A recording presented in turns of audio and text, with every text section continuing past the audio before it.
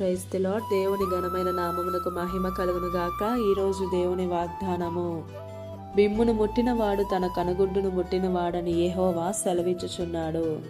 జకర్యా గ్రంథము 2వ అధ్యాయం 8వ వచనము.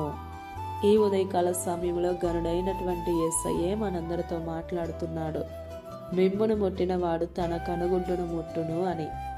ఈ లోకంలో మనకు స్నేహితులతో పాటు మనల్ని ద్వేషించేవారు, అసహించుకునేవారు, మనపై చెడ్డగా మాటలు పలుకుతూ నిందలు మోపేవారు, కీడు తలపెట్టాలనుకునేవారు, మనం నాశనమైతే చూడాలి అని కోరుకునేవారు కూడా ఉంటారు. అయితే వీరందరినీ చూసి నువ్వు బాధపడకు, అలజడి చెందకు, ఇప్పుడు నేనేం చెయ్యాలి అని కంగారు పడకు. ఎందుకంటే యేసయ్యే నీ పక్షానున్నాడు. కాబట్టి ధైర్యం వహించు. అందరినీ హృదయపూర్వకంగా క్షమించు.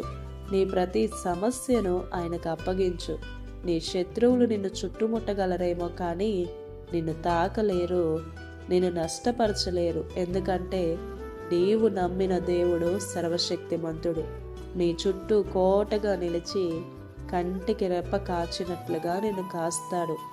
ఆయనే తీర్పు తీర్చువాడు, ఆయనే ప్రతిఫలమిచ్చేవాడు, ఆయనే నీ పక్షమై యుద్ధము చేసే దేవుడు. ఆమేన్. ఈ దిన వాగ్దానం మనందరి జీవితాలలో నెరవేరాలని కోరుతూ దేవుని సువార్త పరిచర్యలో మీ సహోదరి Prasanna. God bless you. Amen.